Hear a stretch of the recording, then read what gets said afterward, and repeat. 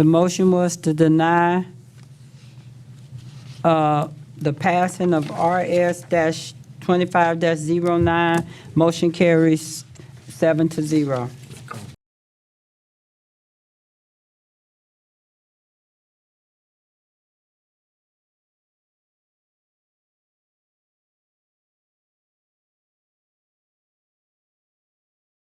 The city of Killeen is the golden city because we have a commodity that throughout the United States of America, people are trying to find sources to bring water. And here we go with a gold mine. And once I thought about it and read the contract and really did all the research behind it, one time, give or take, but I cannot foresee that if there's no other source to get water. And with that being said, Mr. Cagle? May I answer that? You can if you want to. Yes, You ma'am. already gave me the answer, but Well, you can answer it again. So your worst case, though, Mayor, your worst case is that we would have to continue, that there's going to be a court, and there's going to be a legislature that says you have to provide water to a customer. Now, if this were Turnbow Ranch, where that's a retail customer, we're providing them forever. I get that. This is a contract with a company, and I understand they are will be supplying a new subdivision. But they are looking at us as a bridge, and they are part of the Central Texas Water Alliance, and that is formed to bring new water into Central Texas. But let's say all of that doesn't work. Let's say we have them forever. We can do it. This graph that I'm showing you right now says we can do this. Mr.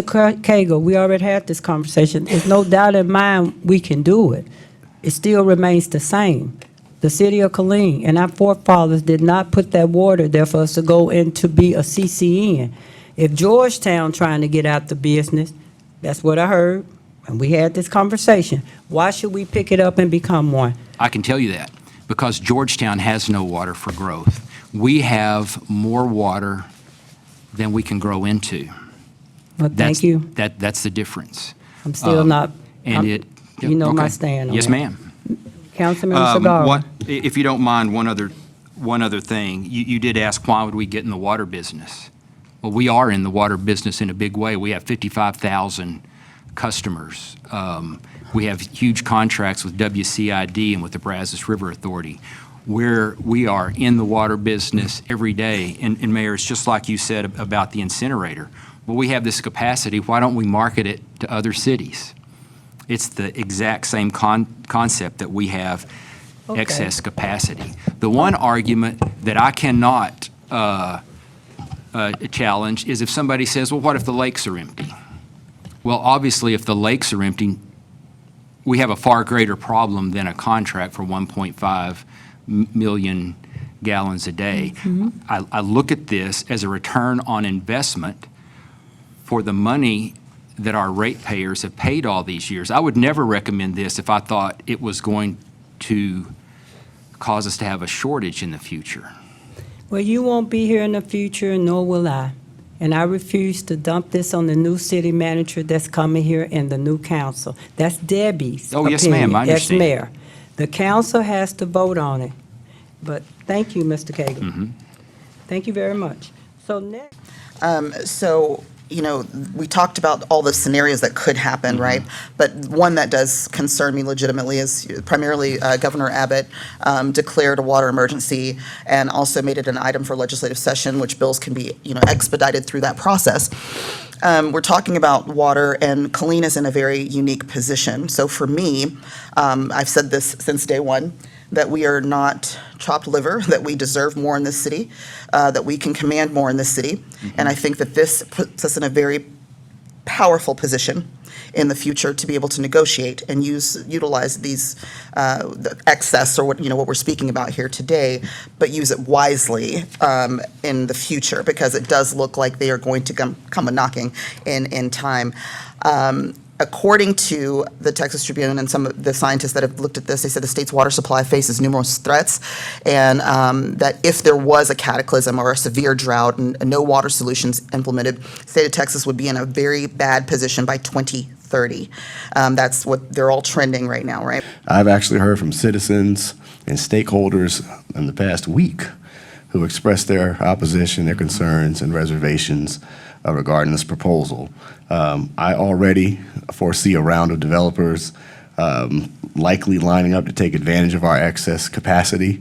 And I think it'd be different if we were discussing $1 billion payment. Perhaps, I'm gonna smile for this picture real quick. All right, very good, thank you. If we had $1 billion payment, which would allow the city to address its outstanding road infrastructure, drainage, and water utilities, would upgrade, replace our facilities, would, improve, our land for economic development, potentially allow us to lower the tax rate for our citizens. But that's just not the case here. Mayor Pro Tem made a great point. It's likely this is one of many that are to come. And if we have the idea that that might be the likelihood, we need to make sure that we're getting a bang for a buck, and $1 million does not do it, in my opinion, for the city of Killeen. I believe we need to safeguard this incredible asset that we have, that it is, and I'd rather be known as a community who has water that's difficult to get to, than to be a community that no longer has water, like some of our communities in Texas are headed towards. Because when we have that problem, we have a costly, long-term issue. I understand that we're paying to reserve water, that $1.5 million, but I do think that's a price to pay to ensure that we have what we need going forward. We are a community now that people are looking at and targeting, and that dollar amount needs to be a lot bigger, in my opinion, if we're going to flirt with that idea. That's just my personal opinion, and again, you make a strong argument. Thank you. Thank you.